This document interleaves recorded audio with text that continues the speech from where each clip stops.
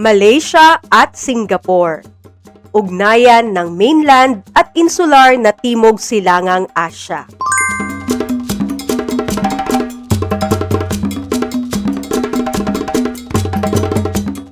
Mapag-ugnay na araw, Grade 7.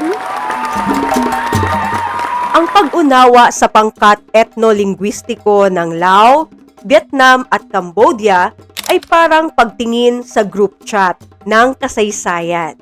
Bawat wika, relihiyon at gawi ay may sariling mensahe tungkol sa pagkakakilanlan ng isang bansa. Sa pang-araw-araw na buhay, mahalagang makita na ang pagkakaiba-iba ng tao ay hindi hadlang sa pagkakaisa, kundi sangkap sa mas makulay na lipunan. Balikan natin ang tungkol sa Lao, Vietnam at Cambodia sa aral ng nakaraan, muling balikan. Mekong memorya, wasto ang agos o naligaw ang detalye. Isulat ang wasto kung wasto ang pahayag at naligaw kung mali. Ang Laosong ay naninirahan sa mababang kapatagan at gumagamit ng wikang Tay Kadai. Naligaw. Ang Laosong ay naninirahan sa matataas na kabundukan at gumagamit ng mga wikang Hmong Mien at Tibeto-Burman. Ang Tet sa Vietnam ay mahalagang selebrasyon na kaugnay ng paggalang sa mga ninuno at pagsalubong sa Lunar New Year. Wasto. Ang Theravada Buddhism sa Cambodia ay nanatiling pambansang relihiyon kahit noong panahon ng Khmer Rouge. Naligaw. Sa panahon ng Khmer Rouge, ipinagbawal at sinupil ang mga gawaing panrelihiyon. Ibinalik ang Theravada Buddhism bilang pambansang relihiyon noong 1973. Ang Khmer ng Cambodia ay kabilang sa pangkat etnolinguistikong Austronesian. Naligaw. Ang Khmer ay kabilang sa sangay na Mon Khmer ng pamilyang wikang Austro-Asiatic. Ang patrilineal na tradisyon ay katangian ng lahat ng pamilya at pangkat etnolinguistiko sa Vietnam. Naligaw. Maraming tradisyonal na pamilyang Kin sa Vietnam ang may patrilineal na katangian, ngunit hindi ito maaaring ilapat sa lahat ng pamilya at pangkat etnolinguistiko sa bansa.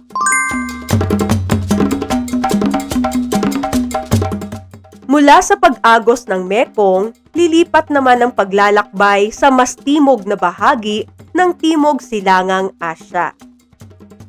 Sa pagkakataong ito, susuriin ang mga larawan bilang mga pahiwatig ng pamumuhay, pagkakakilanlan at kulturang humuhubog sa bawat lipunan. Kultura Scope, Malaysia o Singapore. Tukuyin kung ang bawat larawan ay nagpapakita ng kulturang matatagpuan sa Malaysia o Singapore.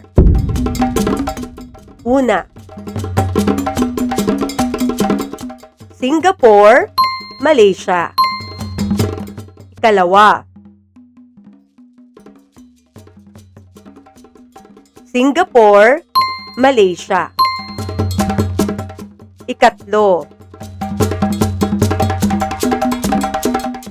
Malaysia, Singapore. Ikaapat,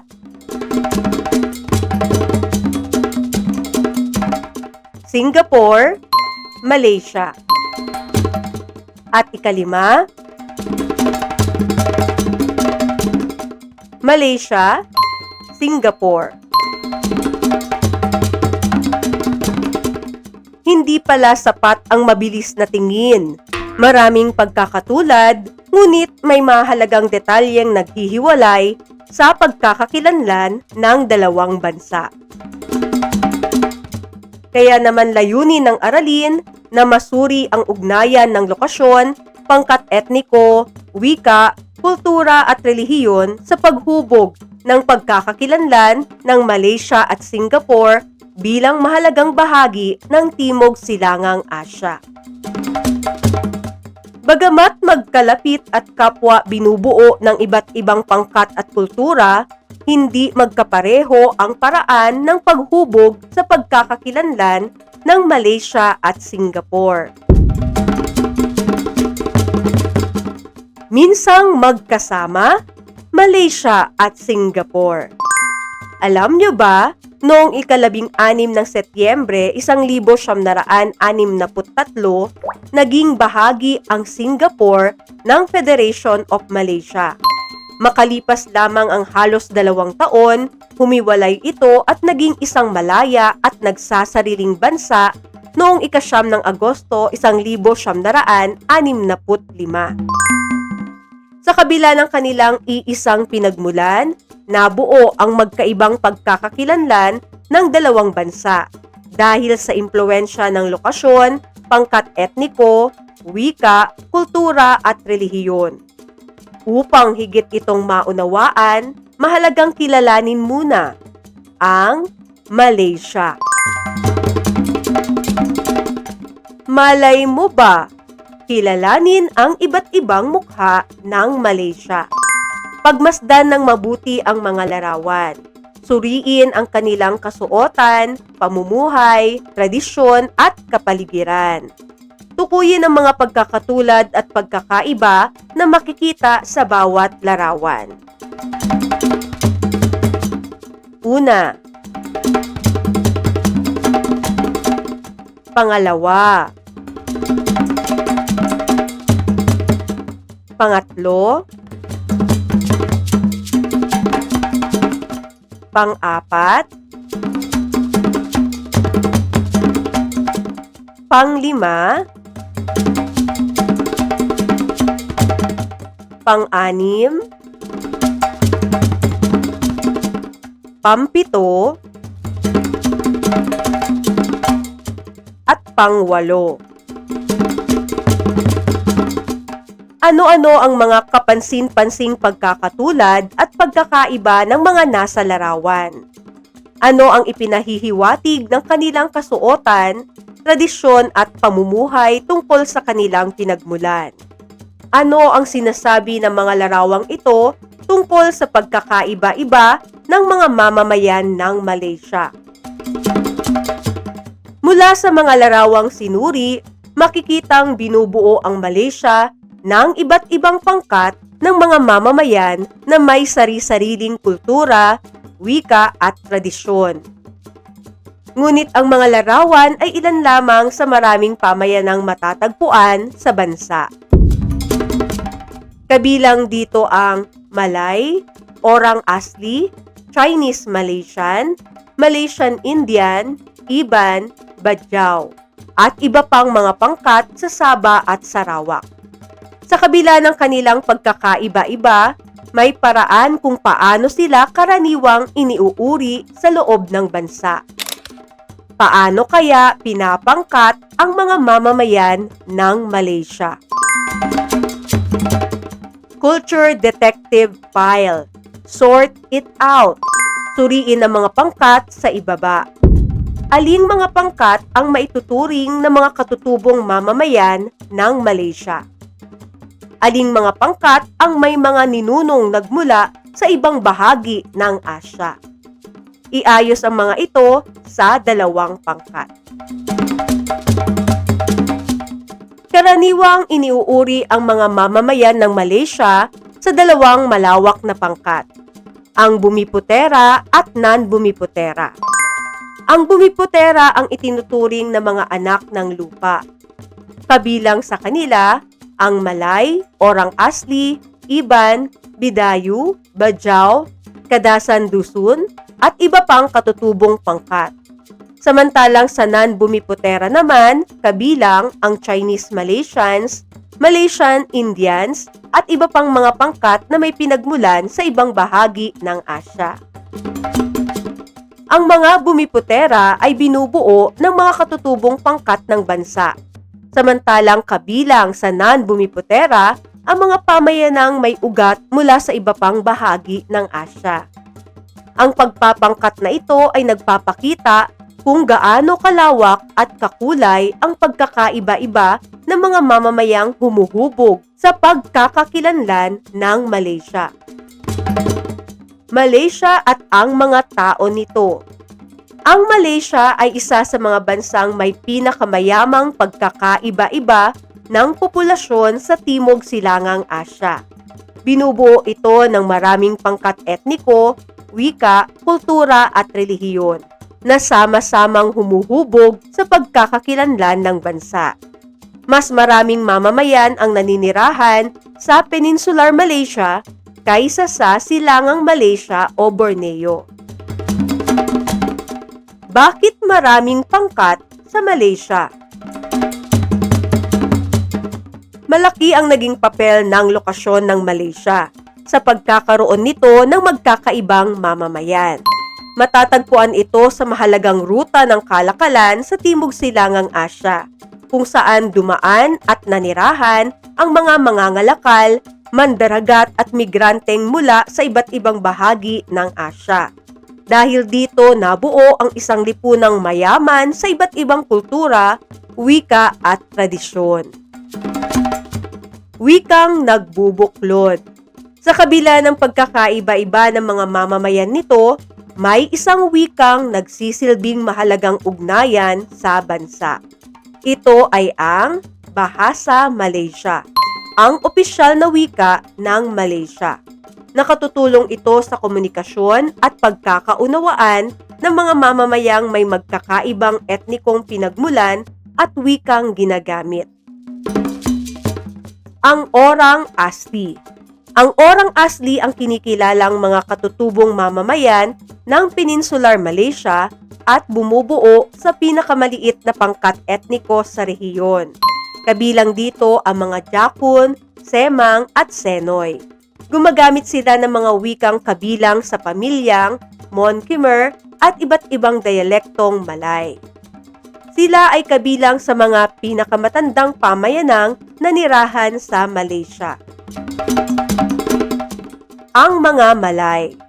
Ang mga Malay ang bumubuo sa pinakamalaking pangkat etniko sa Malaysia. Nagmula sila sa iba't ibang bahagi ng Tangway at Kapuluan ng Timog Silangang Asya.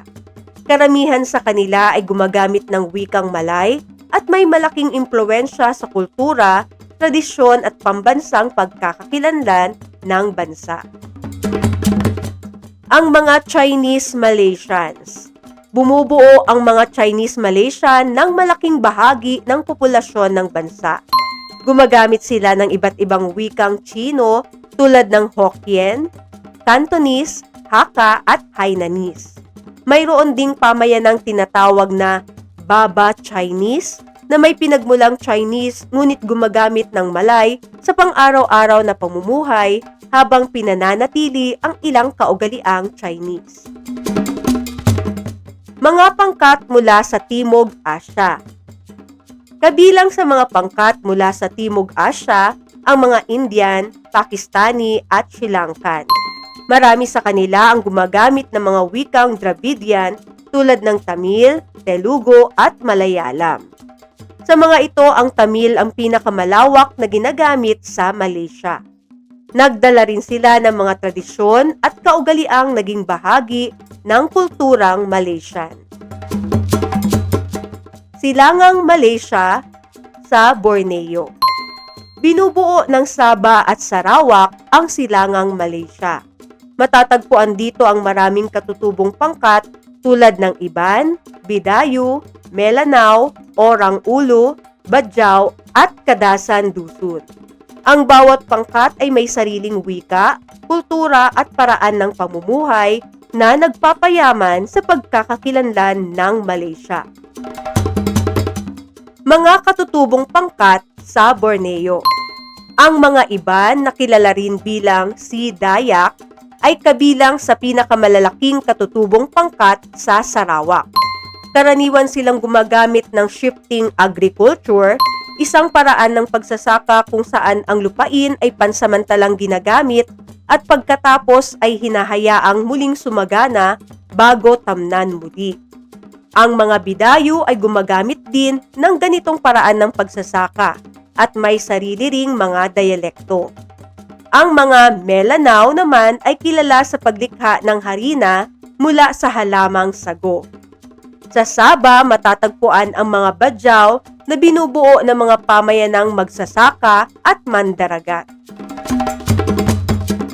Sistema ng pananampalataya.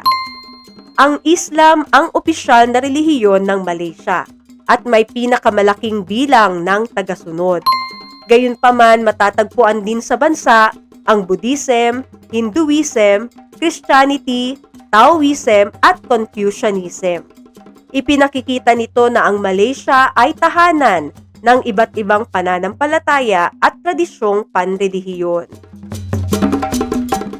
Relihiyon at kultura.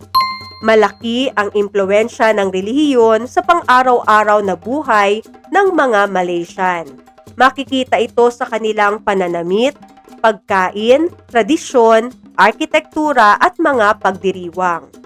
Ang halal ay tumutukoy sa paghahanda at pagkain na naaayon sa batas Islam.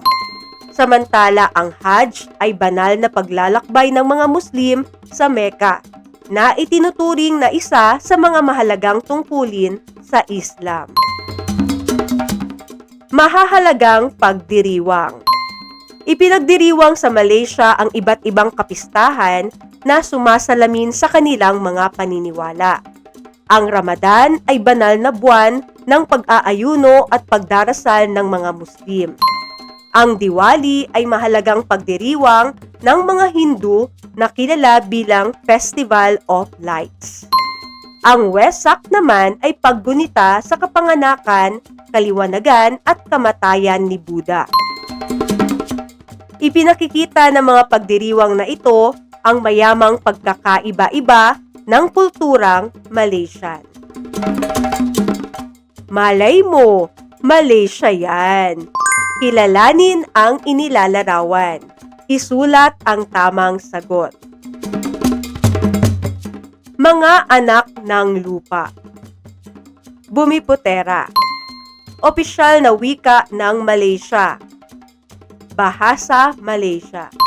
Pinakamalaking pangkat etniko sa Malaysia.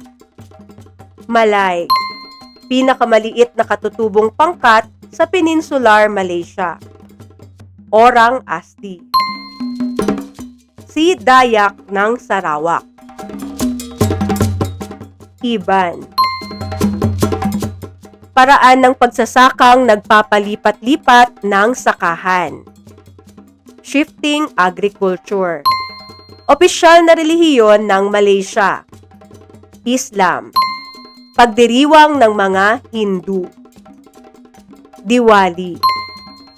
Paglalakbay sa Mecca. Hajj. Dalawang estadong bumubuo sa silangang Malaysia. Sabah at Sarawak. Sa Malaysia, nakita kung paano nakaimpluwensya ang lokasyon sa pagdating ng iba't ibang pangkat ng tao at kung paano nahubog ng wika, kultura at relihiyon ang pambansang pagkakakilanlan. Ngunit hindi lamang Malaysia ang may makulay na kwento ng pagkakaiba-iba. Sa pinakatimog na bahagi ng tangway ng Malay ay matatagpuan ang isang bansang maliit sa lawak, ngunit malaki ang papel sa kalakalan, ekonomiya at pandaigdigang ugnayan. Kung ang pagkakaiba-iba ng Malaysia ay makikita sa lawak ng teritoryo nito, paano naman nahubog ang pagkakakilanlan ng isang bansang lungsod na binuo ng mga taong nagmula sa iba't ibang panig ng Asya? Tuklasin naman ang heograpiyang pantao ng Singapore. Singapore, tagpuan ng mga kultura. Tulad ng Malaysia, ang Singapore ay binubuo rin ng magkakaibang pangkat ng tao. Ang pagkakaiba-ibang ito ay bunga ng mahabang kasaysayan ng imigrasyon o pandarayuhan ng mga tao mula sa ibang lugar patungo sa isang bansa. Karamihan sa populasyon ng Singapore ay binubuo ng mga Chinese. Kasunod nito ang mga Malay at Indian. Marami sa mga Chinese na nanirahan sa Singapore ay nagmula sa mga lalawigan sa Timog China. Samantalang ang mga Malay at Indian ay nagmula naman sa iba't ibang bahagi ng Timog Silangang Asya at Timog Asya. Dahil sa lokasyon ng Singapore bilang mahalagang daungan at sentro ng kalakalan, maraming tao mula sa iba't ibang bansa ang nanirahan dito. Bunga nito na buo ang isang lipunang binubuo ng iba't ibang etnisidad, kultura at tradisyon. Isang bansa, maraming wika. Dahil sa magkakaibang pinagmulan ng mga mamamayan nito, maraming wikang ginagamit sa Singapore. May mga Chinese na nagsasalita ng iba't ibang dialekto. May mga Malay na gumagamit ng iba't ibang wikang Malay. At may mga Indian na gumagamit ng iba't ibang wikang mula sa Timog Asya. At upang matugunan ang pagkakaiba-ibang ito, kinikilala ng Singapore ang 4 na opisyal na wika. 4 na opisyal na wika ng Singapore. Ang English ang pangunahing wikang ginagamit sa edukasyon, pamahalaan, komersyo at industriya. Ang Mandarin ay malawakang ginagamit ng pamayanang Chinese. Ang Malay ay kinikilalang pambansang wika ng Singapore. Samantalang ang Tamil ay kumakatawan sa malaking bahagi ng pamayanang Indian sa bansa. Bakit mahalaga ang English? Sa isang bansang maraming pangkat etniko at wikang ginagamit, mahalaga ang pagkakaroon ng wikang nag-uugnay sa lahat.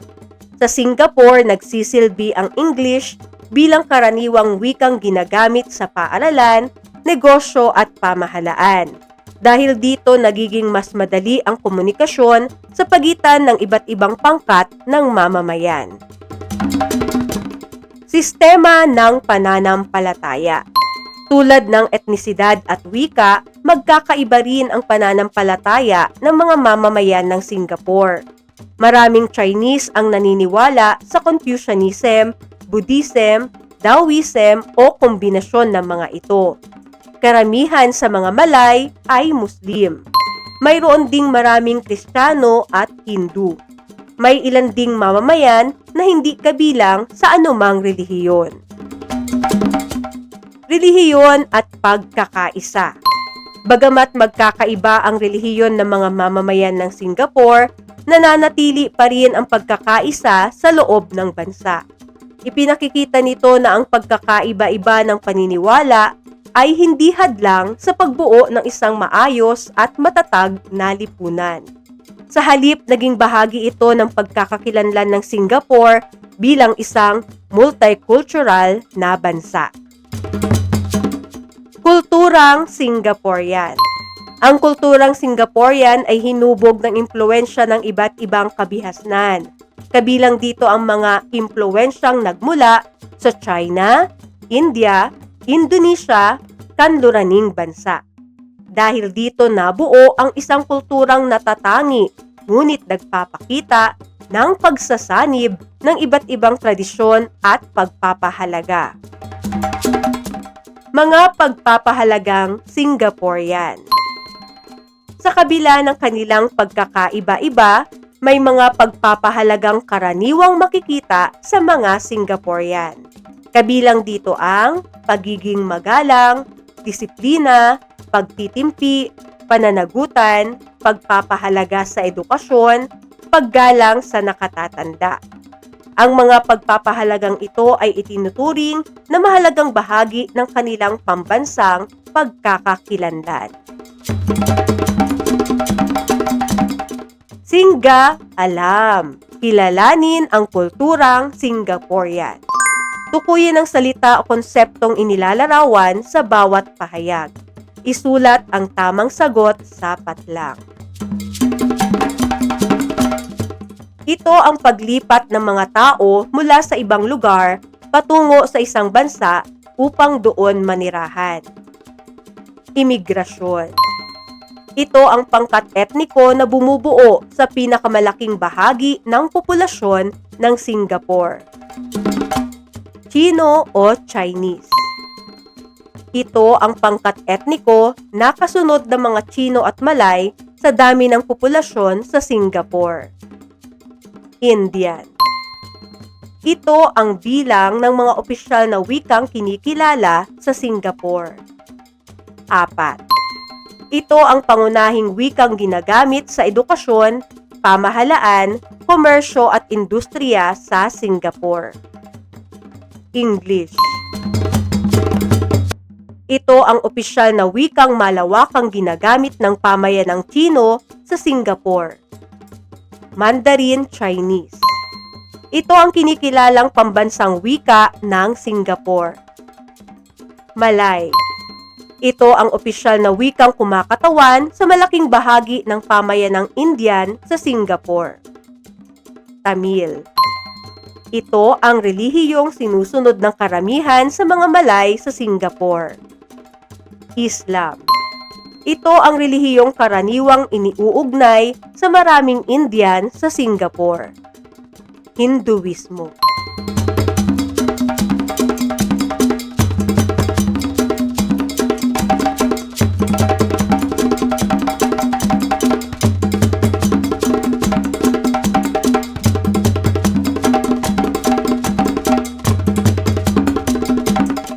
Kultura choice. Isang paksa, maraming paraan. Pumili lamang ng isa sa mga gawain. #caption this. Newsflash. Speak up. Rubrik sa pagmamarka. Malaysia at Singapore. Iba ka, pero mahalaga ka.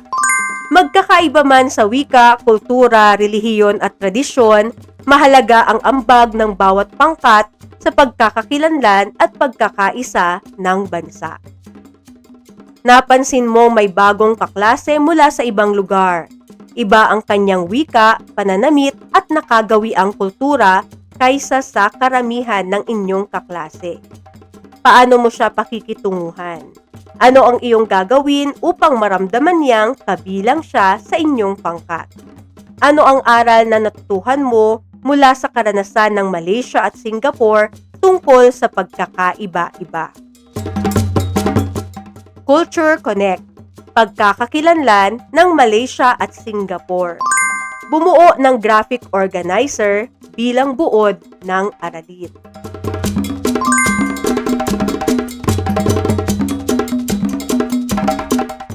Malaysia at Singapore Challenge. Piliin ang letra ng tamang sagot. Nais ng isang bansa na mapanatili ang maayos na komunikasyon sa mga mamamayang may magkakaibang wika at etnikong pinagmulan. Kaya naman gumagamit ito ng isang wikang karaniwan sa edukasyon, pamahalaan at negosyo. Anong wika ang tumutupad sa papel na ito sa Singapore? English. Napansin ng isang mananaliksik na ang Malaysia ay may mga pangkat na kinikilalang mga anak ng lupa at may mga pangkat ding nagmula sa ibang bahagi ng Asya. Ipinakikita nito ang paraan ng bansa sa pag-uuri ng mga mamamayan nito. Anong pangkat ang kabilang sa mga anak ng lupa? Bumipotera. Isang paaralan ang binubuo ng mga mag-aaral na may magkakaibang relihiyon, wika at kultura. Upang mapanatili ang pagkakaisa, hinihikayat ang lahat na igalang ang pagkakaiba ng bawat isa. Aling aral mula sa Malaysia at Singapore ang pinakamainam na mailalapat sa sitwasyong ito? Posible ang pagkakaisa sa kabila ng pagkakaiba-iba. Sinuri ng isang pangkat ng mag-aaral ang impluwensya ng relihiyon sa kultura ng Malaysia. Natuklasan nilang maraming tradisyon, pagdiriwang at tuntunin sa pagkain ang may kaugnayan sa relihiyong opisyal ng bansa. Anong relihiyon ang tinutukoy? Islam. Napansin ng isang historiador na maraming tao ang nanirahan sa Singapore dahil sa mahalagang lokasyon nito bilang sentro ng kalakalan. Bunga nito, dumami ang mga mamamayang nagmula sa ibang bansa. Anong konsepto ang pinakamahusay na inilalarawan ng sitwasyong ito? Imigrasyon. Tulad ng Malaysia at Singapore, hindi kailangang magkapareho upang magkaisa. Ang pagkakaiba ang nagbibigay kulay. At ang paggalang ang tunay na nagbubuklod.